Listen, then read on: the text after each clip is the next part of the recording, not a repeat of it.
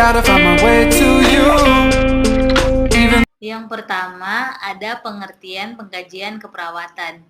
Pengkajian keperawatan adalah tahap dasar dari seluruh proses keperawatan dengan tujuan mengumpulkan informasi dan data-data pasien, supaya dapat mengidentifikasi masalah-masalah, kebutuhan kesehatan dan keperawatan klien, baik fisik, mental, sosial, dan lingkungan. Bagian yang kedua, macam dan sumber data.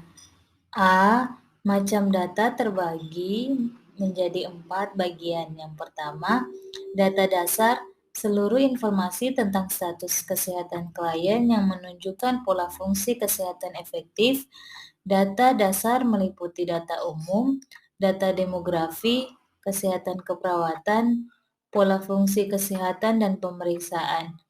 2. Data fokus, informasi kesehatan klien yang menyimpang dari keadaan normal yang dapat berupa ungkapan klien maupun hasil pemeriksaan langsung oleh perawat.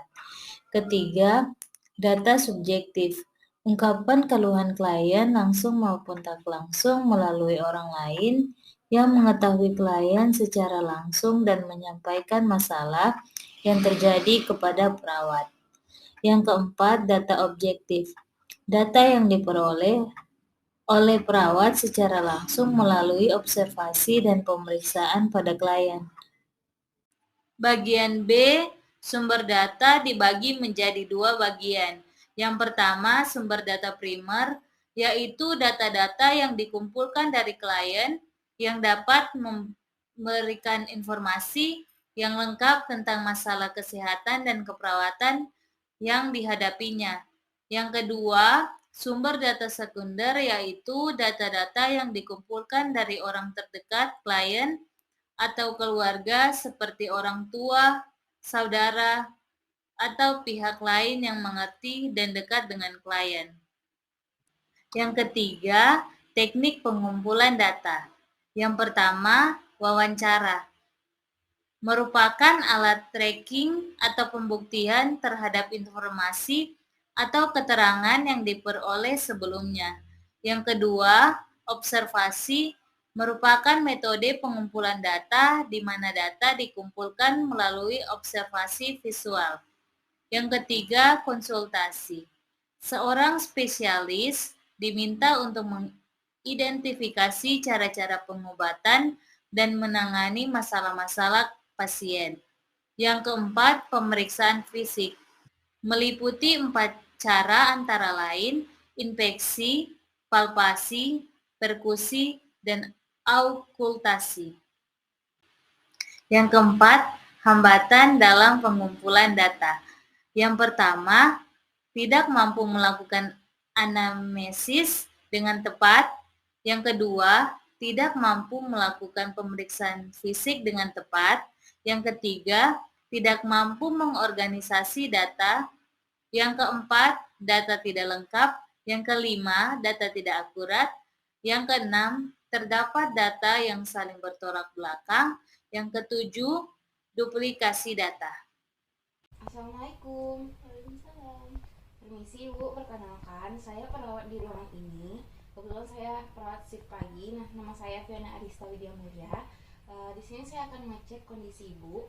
Nah, terlebih dahulu saya ingin mengetahui identitas Ibu dulu ya.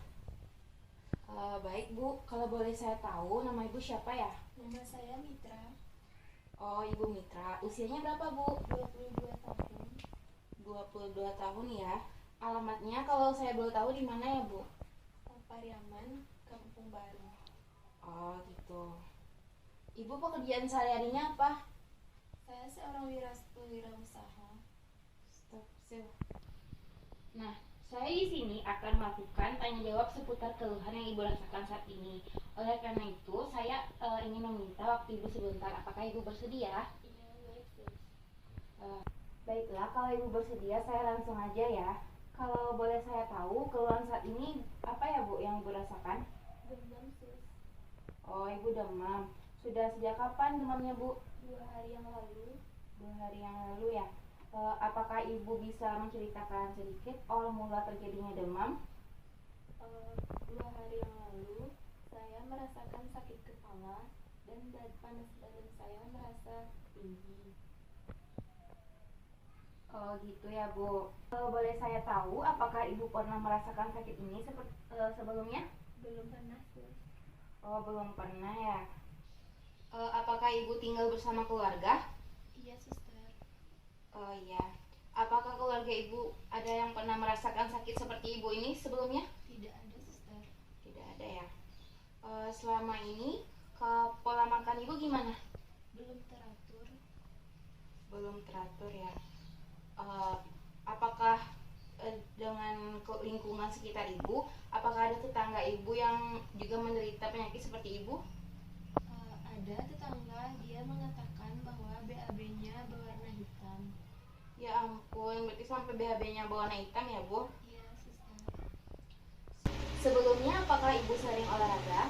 Jarang suster. Oh jarang ya, sebaiknya lain kali selipkan olahraganya ya Bu. Baiklah, saya cek ulang ya. Nama Ibu Mitra Ramadhani, umurnya 22 tahun, alamatnya Kota Pariaman, Kampung Baru, pekerjaannya wirausaha. Terus di sini Ibu keluarnya sakit demam ya. Nah, demamnya udah 2 hari. Gejalanya seperti badan panas, sakit kepala dan lain-lain. Terus sebelumnya Ibu tidak menderita ini, terus Ibu tinggal bersama keluarga ya. Setelah itu keluarga Ibu nggak ada yang sakit sama seperti Ibu kan? Tidak suster. Pola makan Ibu belum teratur, terus lingkungan Ibu ada yang memiliki sakit seperti Ibu.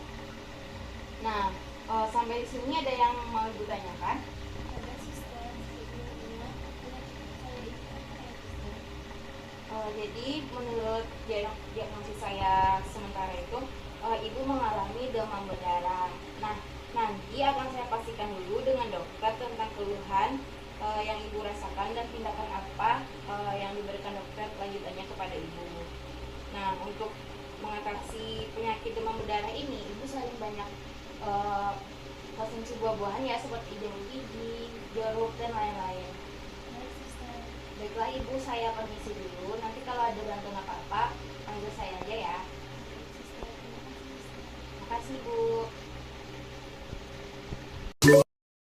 Datang di Universitas Pembangunan Indonesia Manado yang terletak dekat dengan kawasan bisnis Bahu Mall Manado. Tempatnya di Kelurahan Bahu, lingkungan 3 Manado, sangat strategis di pusat kota Manado.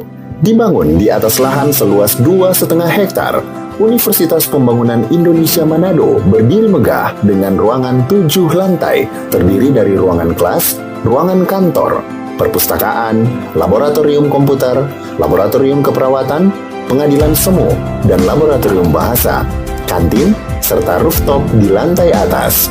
Universitas Pembangunan Indonesia Manado memiliki 6 fakultas dengan program studi, yaitu Fakultas Pertanian, Prodi Agribisnis, Fakultas Hukum, Prodi Hukum, Fakultas Teknik, Prodi Teknik Elektro dan Teknik Sipil, Fakultas Ilmu Sosial Ilmu Politik, Prodi Ilmu Politik, Fakultas Sastra, Prodi Sastra Inggris, Fakultas Keperawatan, Prodi Ilmu Keperawatan dan Profesi Nurse. Didukung oleh sumber daya manusia yang berkompeten dan tersertifikasi, Universitas Pembangunan Indonesia Manado memiliki dosen dan tenaga kependidikan dengan latar belakang S2 dan S3 lulusan dalam dan luar negeri.